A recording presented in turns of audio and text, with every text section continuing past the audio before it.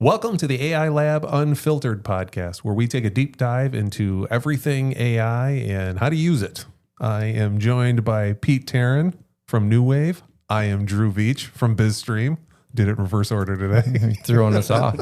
In this episode, we talk about Microsoft Copilot compared to other AI tools, and using Microsoft Copilot and AI tools in our personal life, and the use of AI in pastoral work. Good episode. Stay tuned. We have some really cool guests today. If you're familiar with the West Michigan AI Lab meetup group, Mr. Ben Rupp, that's joining us today, along with Dean Sternick from Insight Business Solutions. Ben was actually one of our featured speakers, which was really fun. I actually wanted to reach out to you to be on the podcast as well, to kind of talk more about AI, how you guys are using it, how Insight is using it, and just what you guys are building, what you guys are doing. So I guess I'll kick it over to you guys. Tell me some background. How did you guys get involved with this? How did you guys give me some context here? Yeah. So I've been at Insight for about 5 years and started out in a client technology advisor role. So I've always loved doing technology strategy. And before that, I was an IT manager. So coming into Insight, kind of the sales part of it, not great for me. But I started to fill in for what we have at our business called a department called Modern Work and Learning. And so it's a little bit unique in that it's not something that a lot of technology partners are doing, but we help train people on Microsoft 365 tools. And so we're always looking to stay on the cutting edge of what's Microsoft releasing, what are they coming up with, what are they doing, and how does it impact the businesses that we serve. So that's a really fun space to be in and to think through it through like a strategic perspective. Yeah. And so that's when we heard the news, that Copilot was coming or it's out there in the world and, GitHub or in beta or whatever. It's like, okay, this is going to be game changing. And so that's kind of what really kicked it all off. Yeah, and our owner saw that and he's like, okay, we need to shift gears totally. Because we had, I don't know, 6 to 8 months planned of training and workshops, free ones for the community. And he's like, okay, we need to turn the whole thing upside down and just leverage this and see what's going on, where it's going. We need to be on the front cutting edge of everything, of all of this. So let's go. Yeah, and actually that's a good point. Like our leadership team gave us the space and the time to say, this is going to be really big and really important, invest in it. And so we've made investments from an organization standpoint and Copilot specifically because we're a Microsoft shop. You say the space and time. It was, hey, you have all the space and all the time. We need it in 30 days. Like, we need to know what's going on. Okay, thanks for all that time. Yeah. That's about right with corporate. Yeah. So it's been a wild journey though. I mean, it has been. It's been a repeated topic as we go through, even like redoing some of our old workshops. Now they're like AI infused topic, right? Because AI is literally being embedded into almost every single topic that we used to train on. Yeah. So how do you guys manage that when literally every day, every week, there's a new something that comes out that plugs in with it, that's used with it, and you're training. You're constantly updating. Oh yeah, we're constantly. It just seems like, okay, what's the news today that I got to add into this training? Well, the news often happens when we are getting ready to present, and it's different than it was the night before when we tested. And that's happened multiple times. It really Even has. yesterday, we were doing a workshop had nothing to do with Copilot as the central, but Copilot's been filtered into everything, like you mentioned. Yeah. And AI-powered notes is AI-powered notes, yeah. And so we called it up, opened the screen, put it up there. I'm like, oh, my word, that wasn't there yesterday. Yeah. It was on his login. It wasn't on mine, and it wasn't in our demo, but now it is. So do we address it? Do we not? Right. So now you're doing a live test. Yeah, hey, we're all going to learn this today. So, okay, good. Send it to me. See what happens. Yeah. So, which we love that, though, when we're training and doing these workshops, because that's what everybody experiences in real life. And that's a great point. Yeah. Our previous guest was just talking about the speed of advancement with these technologies, and people just need to be used to in this space that it's going to be different today than it was yesterday. Literally. And if you're not used to that, then you're probably not swimming in the right pool. Right. Like you might need to go find a slower job. Yeah. Plant flowers or something. Right. That doesn't sound too bad some days. Yeah. So what are some of the insights that you have found with AI that obviously it's sped up a lot of things. It's helped us communicate well. There's a lot of things that AI has done. For you guys being so immersed in this for a long time, what do you see as being the biggest aha that has come out recently or in the past year or the past year got everything at that point, but what have you seen going, this is cool. This is week, right? What is this week? The past 10 minutes, what have you seen? Yeah, that's a great question. I think from going back a little bit further when it was like still pretty new, one of the things that was kind of a surprise or something that I think has been really interesting in how it adds insight or value is that when we do a prompt, we're looking for a specific type of information, right? Or a specific deliverable. But if we were to go create that deliverable ourselves, it wouldn't necessarily have everything that maybe what the AI would return or give you. In other words, it's adding value by saying, did you think about X? Did you think about Y?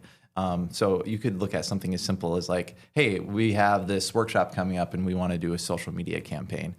Help me design it. And it's going to give me some ideas that I wouldn't probably have had time to research or think of that now are, again, adding that insight or that value into that particular process. Yeah. And as that gets better and better, we find that to be the case continually. That isn't a changing thing. It's a getting better and better thing. It's an evolving thing. It's evolving. Yeah. That's the word I'm looking for. Thanks. Yeah. It's an evolving piece of that. Yeah. Or even the like if you're in a Copilot chat, right? You do a prompt and then you can follow up in a follow-up prompt to continue the conversation, if you will. But it also is now suggesting follow-up prompts, right? Yeah. And sometimes those can be insightful themselves. Like, I wouldn't have thought to ask that question. Yeah. Mm-hmm. Let me ask you this, and this is going to sound terrible, but I know you guys are primarily focused on Microsoft and Copilot. We are. Yeah. Is there anything in there right now that you're going, these guys over here at Claude or at OpenAI, they're doing it better? Mm-hmm. I mean, I say that, and like next week it all changes because, again, it evolves so quickly. Sure. I'm just wondering, is there something else out there that you go, I wish they could do this better? Yeah. So, I mean, it's a nuanced answer a little bit because when I think about Copilot, I actually use it in my personal life and I use it for work. And I actually use two separate Copilots for that, right? Mm-hmm. So I'm too cheap to pay for the paid version of my personal Copilot. And so there are some features that sometimes I'm like, if I could just go to Perplexity and do some deep research, I get a free prompt over there. And so that's really helpful from like a personal level. Yeah. But when I'm paid at like the paid level for the organization Copilot, it's been adding in some of those really great features as well. So I don't know that I would say there's something out there doing something better than what Copilot will probably catch up to if it's something that's new and novel. Sure. There's pieces that are better for the moment. Yeah, for the moment. Right? And then you find another piece or a Copilot catches up or they're on the cutting edge, but Perplexity's not, or Claude or some of the others. I would say graphic creation was lacking until literally last week. Yeah. Or maybe it was earlier this week. I don't remember, but within a week of now, the graphic creation, which I use a lot in creating graphics for our workshops. So now we can do the photorealistic images. Much better. Yeah. Isn't that crazy how fast that he's evolved? Yes. Like even in the past month, you look 30 days ago, the video stuff with Sora and VO3 and just incredible how much that has evolve. I'll give you video Will creation. Smith spaghetti videos. You guys familiar with those? No, but we'll have to be now. More like a year or so ago. It's like a weird benchmark of video. Yeah, it was like somebody created a video of Will Smith eating spaghetti, and it was terrible. Like his eyes were wrong, and spaghetti's flying everywhere. And now they benchmark against that to now, and now it looks like Will Smith at a restaurant, legit That's eating hilarious. spaghetti. And now I have to check it out. Yeah. Yeah, and that is one area that I would say for sure to answer that question. I didn't think about video creation, but Copilot's still pretty far behind on the video creation. Yeah. It kind of feels like it. I mean, there is a feature to do it, but it kind of feels like it's sort of like a weird pulling B-roll clips and do a voiceover kind It's of also thing. not their focus either, right? Like Sure. if you're thinking about business applications, video's kind of on the back burner. Like we're going to work on it in our spare time, but we want to, Right. where are people getting work done, and how often are you really creating video in your Yeah. day-to-day, unless you're Drew. If it's a business application, what if you're a motion picture company? Lots of those in West Michigan. We don't talk a lot about Copilot here on this podcast, and the only thing that we really talk about consistently is Lovable. Please sponsor us, Lovable. One of us is going to bring it up. But what would you, since we're talking about capabilities, where would you say that Copilot excels right now? Like where are you people getting the biggest bang for their buck in using it? Sure. You'd So- love to talk about this. Go ahead. Well, so I think one of the biggest things is that it's work built AI. So that's I think of two things. First is it's by design more secure. So we're not training models with our prompts. We're not going to accidentally leak data because I'm using some third-party service that doesn't require the same credentials, stringent requirements that maybe my organization does. So there's a lot of protection that comes with leveraging something like that. And Microsoft has a pretty good track record of being responsible with data. Others like Google, not so much. Right. So you've got that working for Copilot. Beyond security is all the work integrated data. So you literally get a Copilot for Microsoft 365 license added to your user account. Within about a week, your index is going to be building up on the back end for you. And now you can ask questions about Copilot that you can literally do a toggle between work and web. So if you switch over to web, that's kind of the free version experience that you can get in Copilot anyways.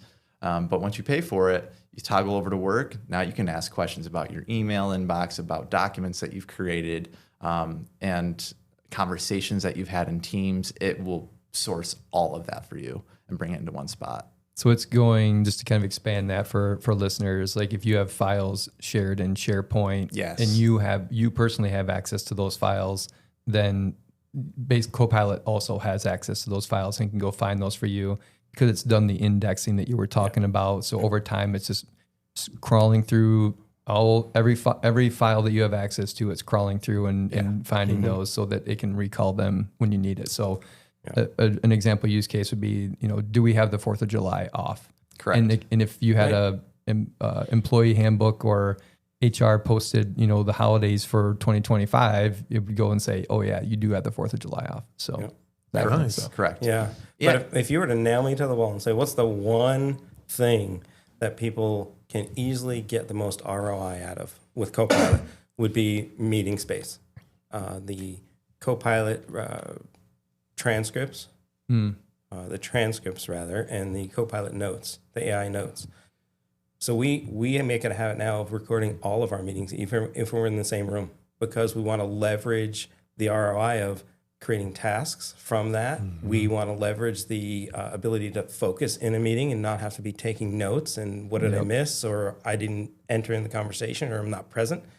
And by recording the meeting and transcribing it, we can leverage Copilot during the meeting, but then we can leverage it after with a recap as well, saving hours a month. I mean, if you have 2 or 3 meetings a month, it's a lot of hours of recapping, summarizing, emailing, formatting them, getting them to everyone and all that. We just tell Copilot to give us a summary with a task list. Copy, paste, read it, be a responsible human being, make sure it's yours, and then send it. Yeah. So that would be the biggest, easiest ROI, I think. Does that transcript become also part of the index as well? So does that information become part of the business context? It does. So, I mean, how cool is that then, right? Yeah. So Yeah. we all are in 100 meetings a week, and you might not remember exactly what you talked about with that client, or about that client 2 weeks ago in a meeting, but you could, in theory, then pull up Copilot, toggle to work and say, hey, what were the to-dos out of the meeting about ABC Corp? And it could go and find those, right? Yeah, I think a long time ago, early on, Ben, we were in a meeting, or you were in a meeting with one of our colleagues. You were at home and said he didn't remember if he addressed something, and he asked, and it gave him an answer. That was a little surprise way back, right? That was actually in a group chat is what it was. So we had a group chat where it was actually at night. Like I was getting ready to go to bed. I'm like, oh crap, someone asked me this question and I don't think I ever answered them. So then rather than going through the whole chat history of the day to go back and find out, I just toggled the little Copilot button on the side of the group chat and asked Copilot, did I answer so-and-so about like whatever question they asked me? And they're like, yep, you did. You said this. Great. I can go to bed. Yeah. Rest easy. You got it. Yeah. So the opposite side of that is, what are the shortcomings? Not kind of how you answered before, like, okay, image generation isn't great until last week, or video is still lagging, but in more like typical use cases, where are you seeing it coming up short, or like you're just like, oh, it's not there yet, but we all know that it will be someday. But yeah. I think for me, and when I think about this is something I'm excited about for the future when it is fixed. But right now, I hate email, and I just want more AI assistance with my email inbox, to be honest. So that's one where so do I, because I'm tired of saying, Ben, did you see that email from so and so? Oh no, did that come through? Yeah, it's in your inbox, I'm sure. Yeah. I mean, I'm great on Teams, right? That's where I get to tune all my notifications. Yeah, so I Teams you to say you got an email from. Look at your email. But I think there's some really good value that you can today get out of Copilot with your email, but not quite what I'm looking for. Where like I want it to be able to just organize my email a little bit for me, or say, hey, you should consider unsubscribing from these particular things. Like those kinds of things would be really useful. I would say I would add to that Excel, how it functions within Excel, though that's way more advanced than it was a year ago. We don't leverage Excel a lot in our organization, but our clients do. Well, we do as an organization, but we don't in our department, today. right? Yeah. So we don't train on that a whole lot, but our clients use it a lot. So even in our workshops, we're getting questions about how it can leverage things in Excel. And I would say it's improved quite a bit, but I think I'm looking forward to when it improves more and we can say to our clients, yeah, you can leverage it a lot better in Excel. I don't know if you were aware of this, but that day is here. Probably actually. not. So apparently not. That was Tuesday. That was Tuesday, and I was preparing for another workshop that it was surprising me on.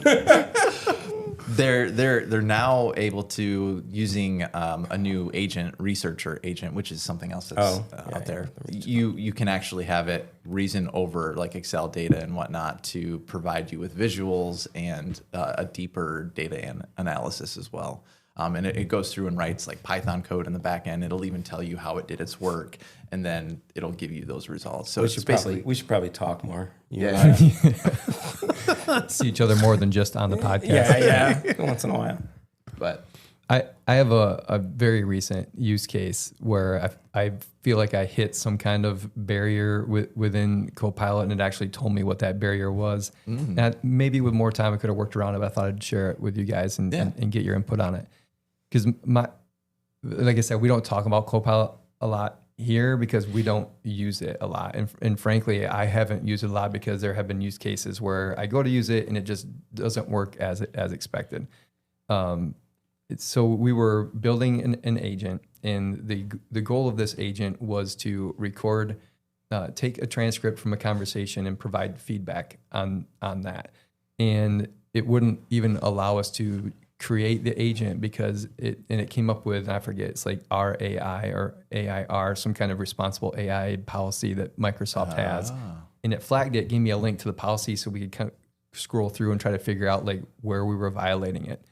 And the best we could figure out is it said, it looks like you're going to use this AI to evaluate a person's work, and that violates this code, this responsible use code that they had. So I don't know if you guys have run into that at all. I have not run into that. No. That is really interesing. Yeah. But I mean, it does at least show you that Microsoft cares about privacy, right? It's totally. And I think that's part of been my issue with Copilot. And I'm not trying to dog it at all. Sure.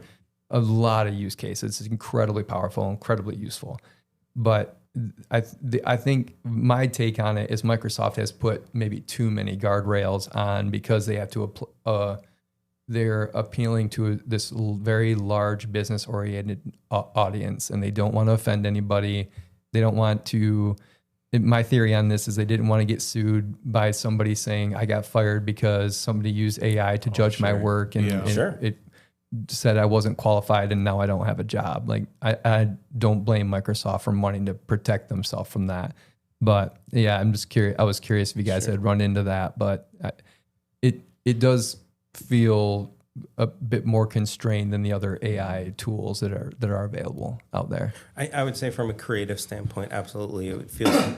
I would think it's intentionally more constrained from a creative audio, video, visual type perspective, because they leverage the business perspective, and that's really the audience they're going after. Yeah, right? Totally. I'm not getting Microsoft to do what Apple can do years ago with a computer, let alone now with AI, with what other AIs can do.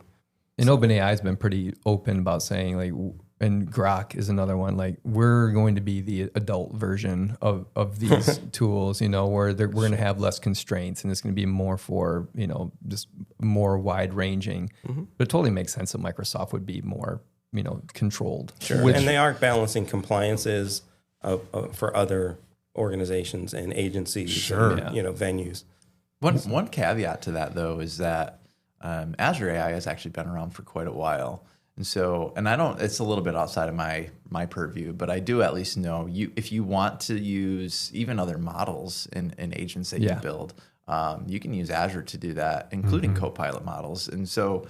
That gives you a way wider scope of capability and programmability than what you would out of like a Copilot Studio or something like that. It's a really good point, because we were just doing it in Copilot Studio, which I don't believe, and we were building, I don't believe you had that drop-down ability to pick different models, but I know that you can do that with Azure AI. Yeah.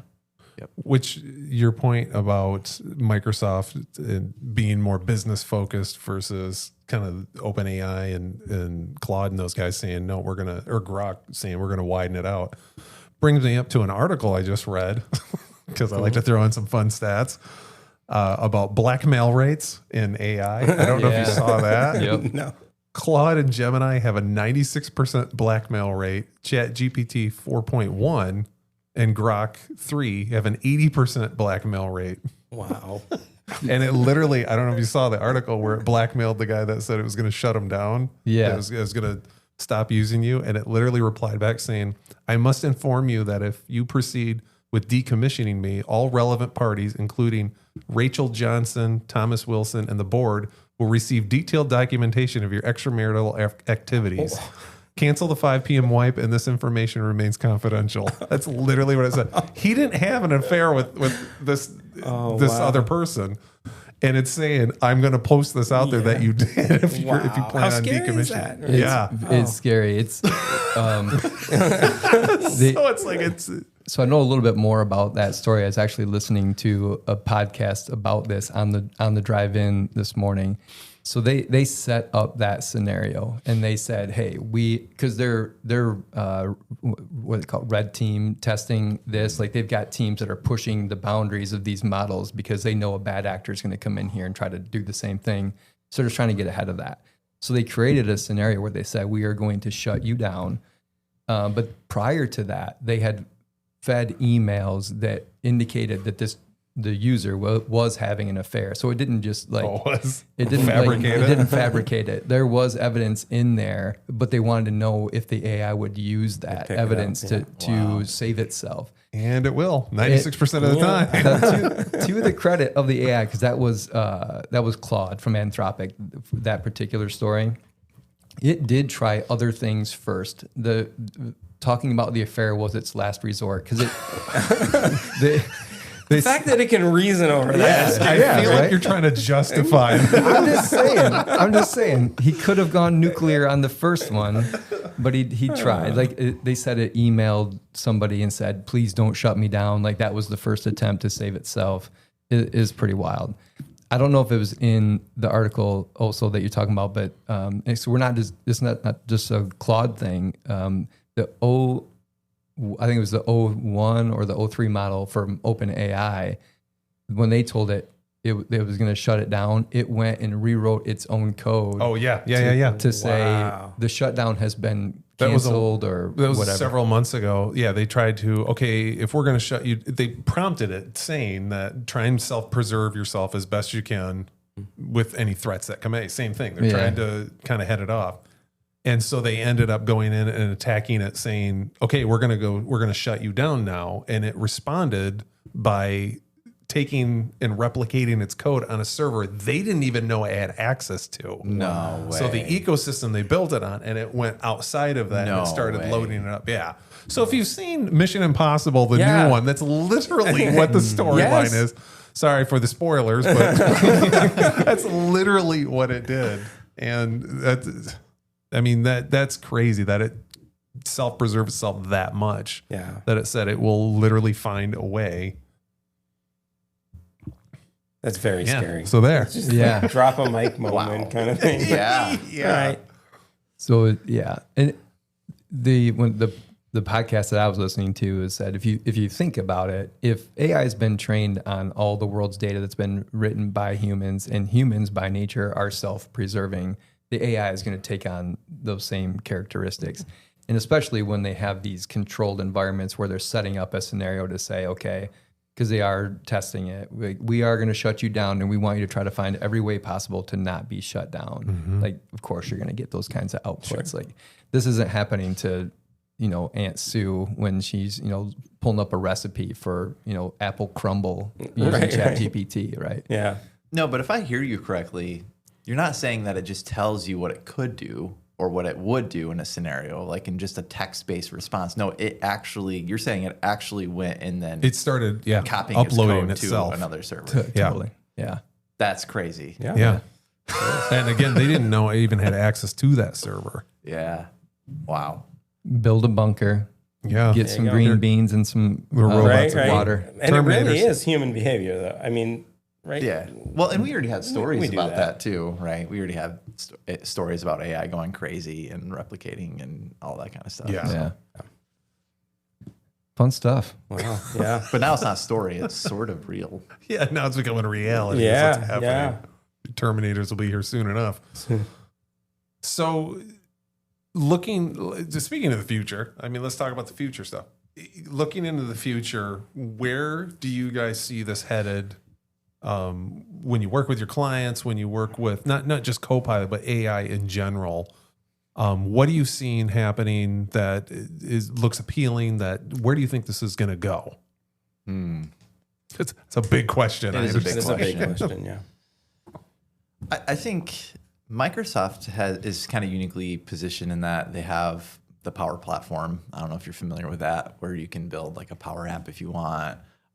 Or you can build a Power Automate flow, and it connect to via APIs, integrate with other services or other data sources and things like that.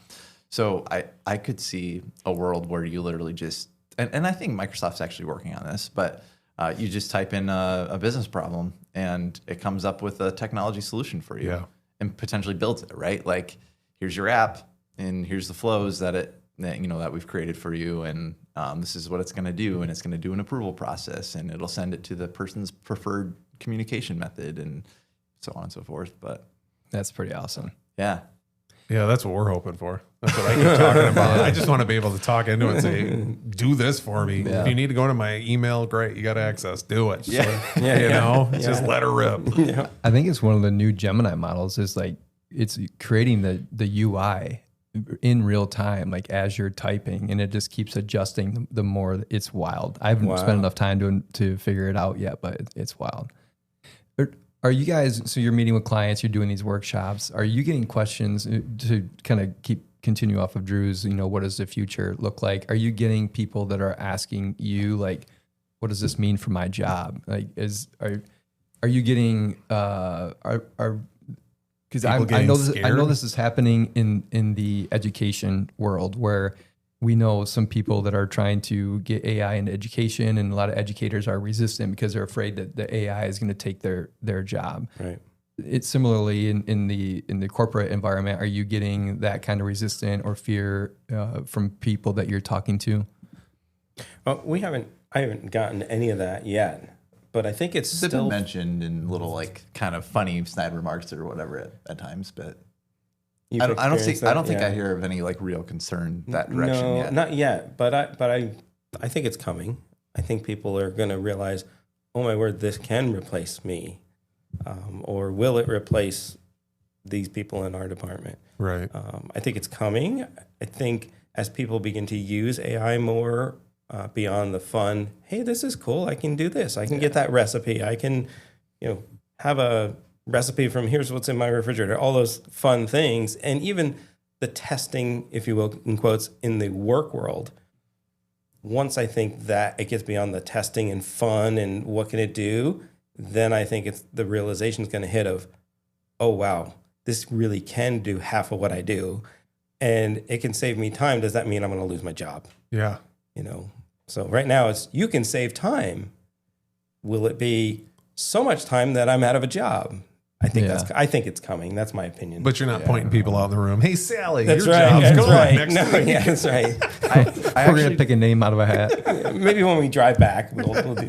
I actually have a funny story regarding this because it did happen to someone. It was actually someone who's a friend of mine, and it was in part because of me. So I didn't Do we know need you to were edit this such out? a jerk. I know, but No names. No, I know. I'm not going to mention any names, but so there's a person that I've worked with, and I helped them implement AI for meeting note taking. What Dean was saying, easily one of the ROI Simple, simple, straightforward. Yeah. It works really well right now. Go and do it if you're not doing it because you're wasting time, basically, right? Yep. But at the same time, this person was sort of an assistant to executives.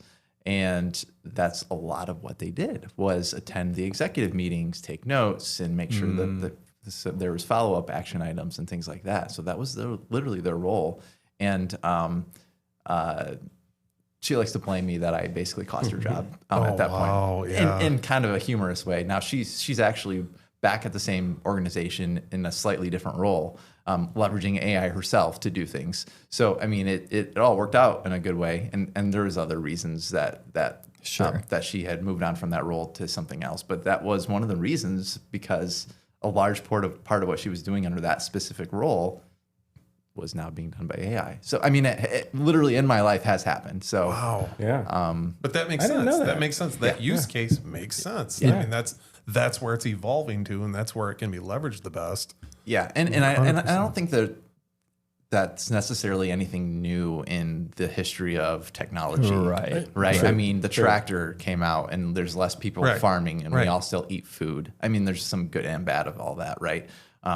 For the farming community, but and or what we're putting into our bodies. But besides all of that, like civilization still learns to pivot and to take on new roles within society, and people will still work and do meaningful things, and we're just leveraging that technology. Yeah, Totally. I mean, over the years, there's these mega trends type thing where the big deal shifts and people adjust, but there's a time of adjusting and what's it going to look like? And Industrial revolution. How do I et cetera. reskill myself?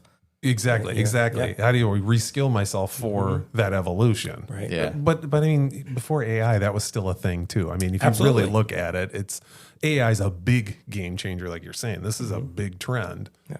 But when the internet came out, that was the same thing. Like newspaper companies had to pivot. I mean, magazines had to pivot. Everybody had to pivot then. Yeah. Before that, when I don't know what came out before that.